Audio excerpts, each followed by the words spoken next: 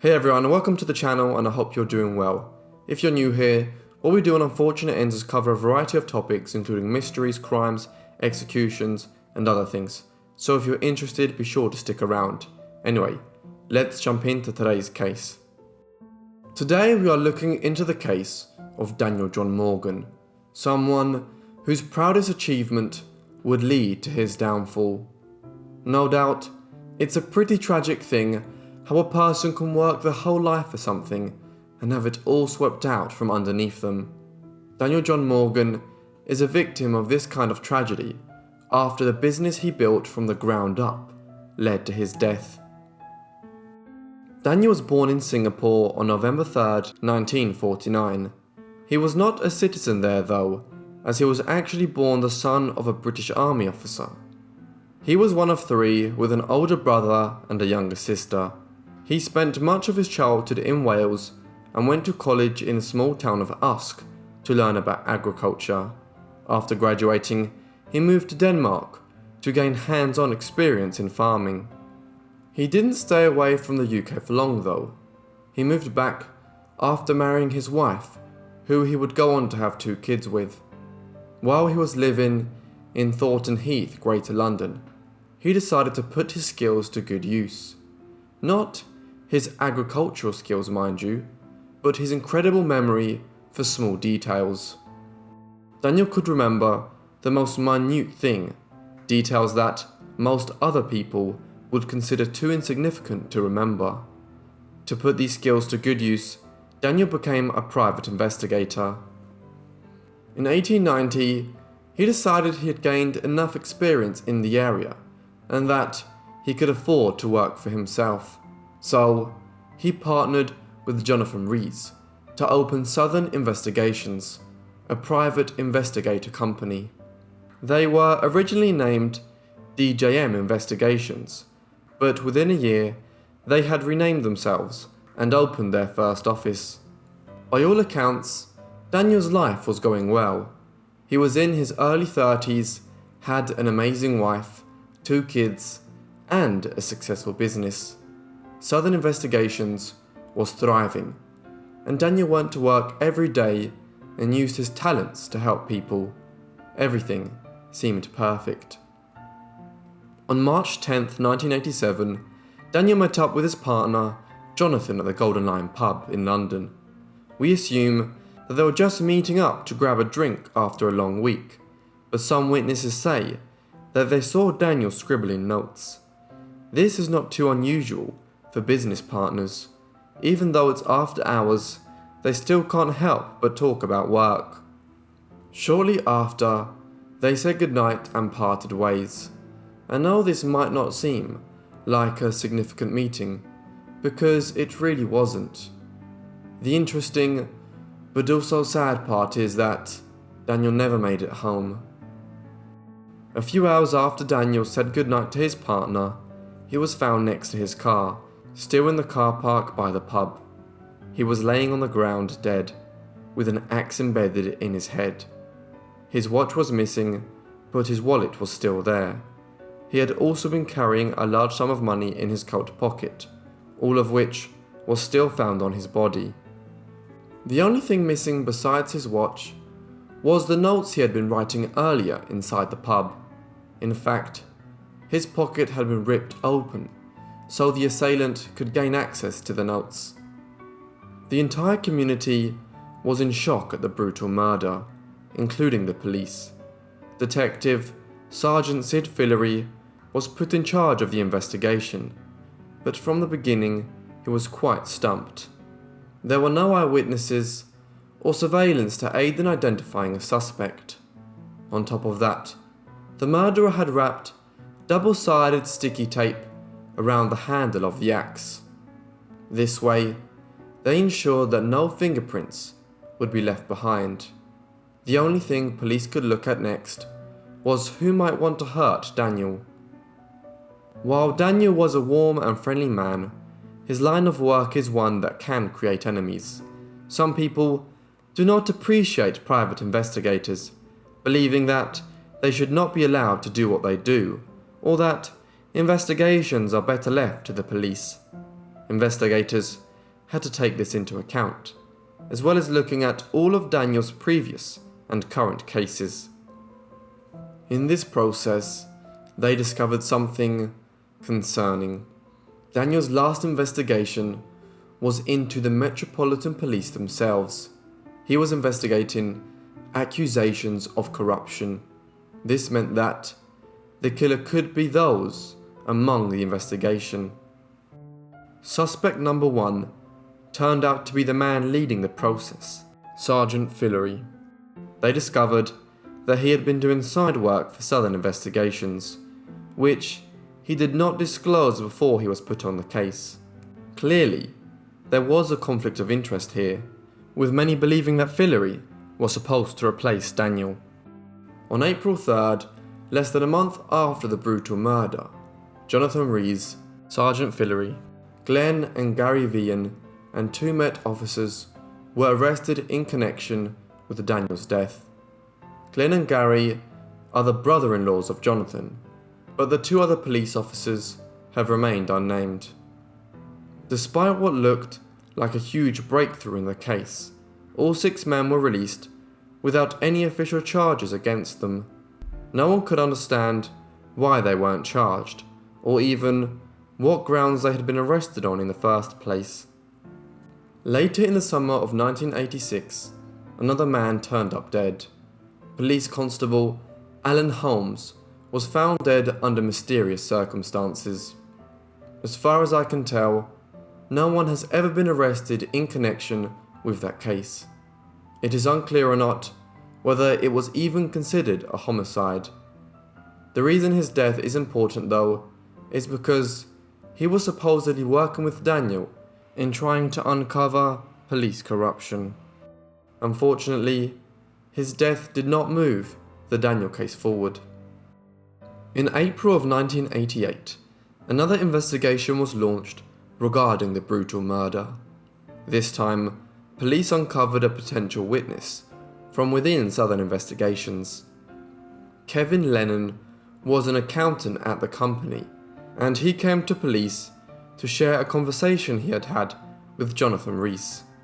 Supposedly, Rees came up to Lennon and bragged that he had friends in high places at the local police.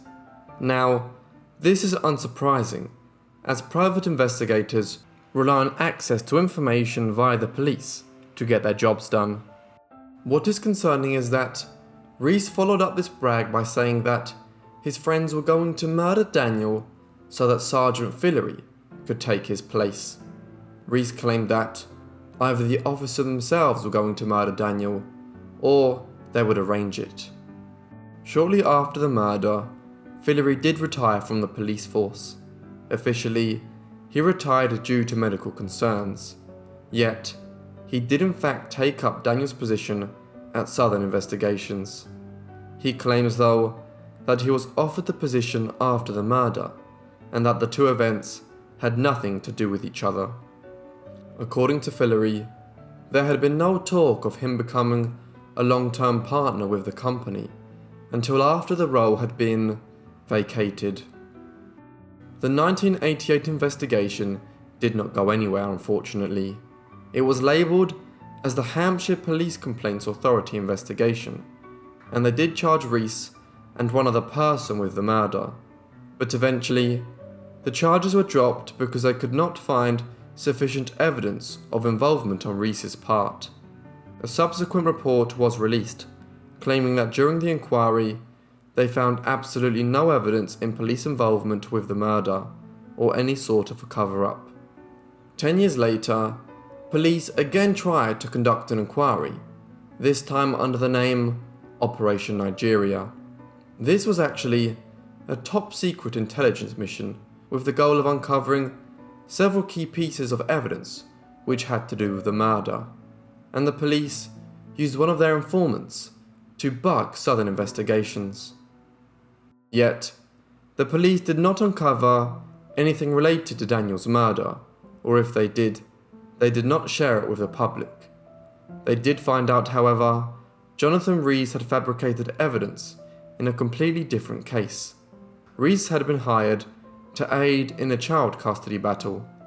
To help his client's case, he planted cocaine on the mother, even though she had never used drugs in her life. In December of 2000, Rees was convicted of perverting the course of justice and was sentenced to 7 years in prison. Here, there is some justice if you believe Rees had a hand in Daniel's death, even though he was spending time in prison on an unrelated charge. At least he was behind bars. Between 2002 and 2003, police opened another investigation into Daniel's death. During this inquiry, police bugged Glenn Vian's house and another suspect's car. Investigators obtained evidence that there were several individuals involved in the murder. However, the Crown Prosecution Service declined to take legal action, stating that the recorded conversations alone were not enough to charge anyone with anything. A fifth investigation was launched after the police commissioner determined that the original investigation was compromised by Sergeant Fillery's involvement. The head of this new inquiry, David Cook, took this opportunity to address several rumours that had been floating around since 1987. Right after the murder, there were several attempts to defame Daniel's character. People had started to spread rumours that Daniel had been having an affair right before his death. According to the rumours, the woman was also in a relationship with someone connected to the Colombian cartel. Therefore, he had been murdered by drug dealers in the area to effectively end this supposed affair. But Detective Cook put an end to those rumours, saying whoever murdered Daniel was definitely Anglo-Saxon, and that this had nothing to do with the Colombian cartel. Detective Cook also referred to the case as the worst kept secret in London, saying that an upsetting amount of people within the Met Police knew the truth of what happened, but were refusing to do anything about it. Alistair Morgan, Daniel's brother, came forward in favour of Detective Cook. He believed that, for once, the investigation was in the hands of someone competent, and Cook lived up to the pressure, arresting Rees, Fillery, the Vian brothers, and 2 others. This time, all the cases actually went to trial.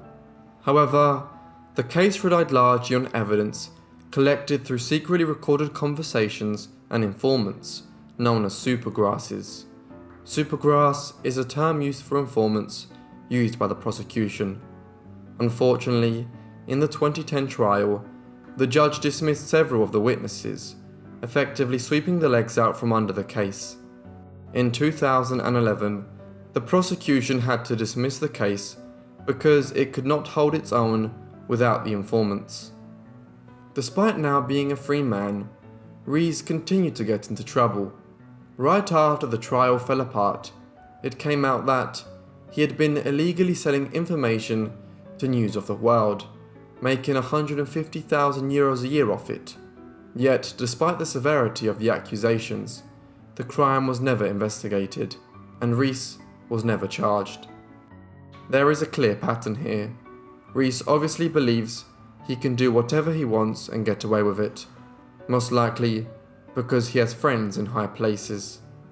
In 2013, the Home Office decided to launch one more inquiry into Daniel's murder, though they advised that it was unlikely to bring any convictions.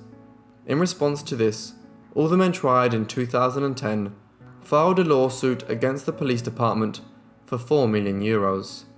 They eventually won, but were only given less than €500,000 altogether. The Home Office inquiry was supposed to release their report on potential police corruption in the case on May 17, 2021, but it faced one last hold-up. The new Home Secretary Priti Patel delayed it, claiming she wanted to review it one last time for national security purposes. This enraged Daniel's family, who have now been waiting 34 years for any type of justice. Eventually, the report did go through, and it was published on June 15, 2021. The Home Office determined that police corruption had played a role in the handling of the investigation. They claimed that the Met Police put their reputation above investigating the case. Like they warned though, this report is unlikely to lead to any charges. But it may provide the Morgan family some peace though, knowing that the whole world knows that there was a cover-up. That is the only form of justice we will see for Daniel Morgan, a man who was just trying to build a life for himself and his family. A true tragedy.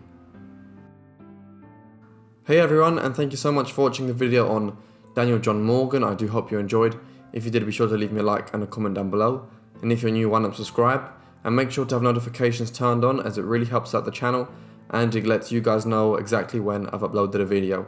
If you have any suggestions, be sure to leave them in the comments, or there are links to my Instagram and to my email down in the description. Anyway, that's all from me, so I'll see all of you in the next unfortunate end. Thanks.